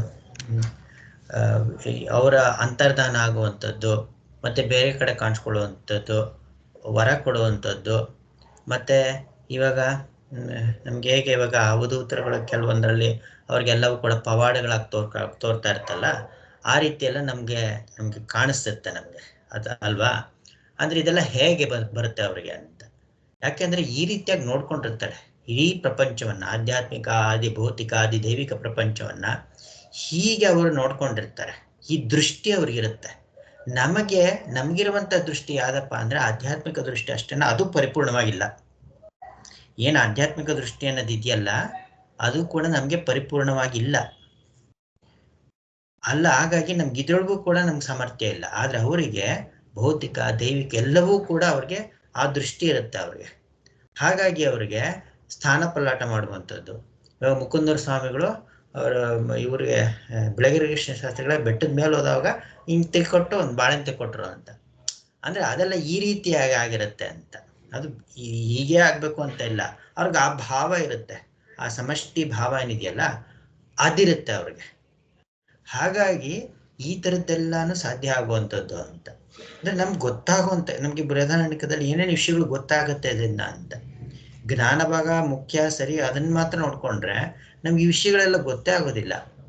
ಮತ್ತೆ ನಮ್ಗೆ ಸಾಮಾನ್ಯವಾಗಿ ಜನಗಳಿಗೆ ತಿಳಿಸೋದ್ ಕಷ್ಟ ಈ ವಿಷಯಗಳೆಲ್ಲ. ಇವಾಗ ಇದನ್ನೇ ಪ್ರಾರಂಭಿಕರವ್ರಿಗೆ ತಿಳಿಸಿದ್ರೆ ಏನು ಗೊತ್ತಾಗಲ್ಲ ಅವ್ರಿಗೆ, ಅಲ್ವಾ? ಏನಾದ್ರು ಪ್ರವಚನ ಮಾಡ್ಬೇಕಾದ್ರೆ ಇದನ್ನೆಲ್ಲ ತಿಳಿಸೋದಕ್ಕೆ ಆಗೋದೇ ಇಲ್ಲ, ಯಾರು ಕೂತ್ಕೊಳ್ಳೋದೇ ಇಲ್ಲ ಪ್ರವಚನಕ್ಕೆ. ಇಲ್ಲೇ ನೋಡಿ ಬೃಹದಾರಣ್ಯಕ ಉಪನಿಷತ್ತಲ್ಲಿ ಅಷ್ಟು ಜನ ಗ್ರೂಪಲ್ಲಿ ಇದ್ದಾರೆ, ಎಷ್ಟು ಜನ ಬಂದಿದ್ದೀವಿ ಇಲ್ಲೇ ಈ ಕಾರಣಕ್ಕಾಗಿ ಈ ಥರದ್ದೆಲ್ಲ ವಿಷಯ ಬರುತ್ತೆ ಅಂತ. ಆದರೆ ತಿಳ್ಕೊಂಡ್ರೆ ಎಷ್ಟು ಉಪಯೋಗ ಇದೆ ನೋಡ್ಬೋದು ನಾವು ಇದ್ರೊಳಗೆ. ಇಷ್ಟು ಉಪಯೋಗ ಮತ್ತೆ ಬೇರೆ ನಮಗೆ ಬೇರೆ ಕಡೆ ಸಿಗೋದಿಲ್ಲ ಇದು, ಈ ಥರದ್ದು ಬಿಟ್ರೆ. ಮತ್ತೆ ಅಷ್ಟು ಮಾತ್ರ ಅಲ್ಲ, ಇದು ಮುಂದಕ್ಕೂ ಕೂಡ ಸಂಬಂಧಿಸಿದೆ. ಮುಂದಿನ ಅಧ್ಯಾಯ ಇದೆಯಲ್ಲ ಅದಕ್ಕೆ ಸಂಬಂಧಿಸಿದೆ. ಅಲ್ಲೆಲ್ಲರೂ ಕೂಡ ಪಾಂಡರವಾಸ, ಬೃಹನ್, ಸೋಮರಾಜ ಅಂತೆಲ್ಲ ಕರಿತಾನೆ. ಯಾರು? ದೃಪ್ತಗಾರಿಗೆ ಬಾಲಕಿ. ಇದೆಲ್ಲಾನು ತೆಗೆದುಕೊಂಡ್ರೆ ನಮ್ಗೆ ಅದು ಅರ್ಥ ಆಗುತ್ತೆ. ಅಷ್ಟು ಮಾತ್ರ ಅಲ್ಲ, ಮುಂದಕ್ಕೂ ಕೂಡ ಮುಂದೆ ಬರೋಂಥ ಅಧ್ಯಾಯಗಳಲ್ಲೂ ಕೂಡ ಇದೆಲ್ಲ ಉಪಯೋಗ ಬರುತ್ತೆ. ಅಂದರೆ ನಮ್ಗೆ ಅಲ್ಲಿ ಪದಗಳು ಬಂದಾಗ ಇಲ್ಲಿ ಹೊಂದಿಸ್ಕೊಂಡು ಸರಿಯಾಗಿ ನೋಡ್ಕೊಳ್ಬಾರ್ದು. ಆ ಕಾರಣಕ್ಕಾಗಿಯೇ ನಾನು ಇಷ್ಟೊಂದೆಲ್ಲ ಸರಿಯಾಗಿ ನೋಡ್ಕೊಳ್ಳಿ, ಇದನ್ನೆಲ್ಲ ಸರಿಯಾಗಿ ತಿಳ್ಕೊಂಡ್ರೆ ಮುಂದಕ್ಕೆ ಉಪಯೋಗ ಇದೆ ಅಂತ ಹೇಳ್ತಾ ಇರೋದು.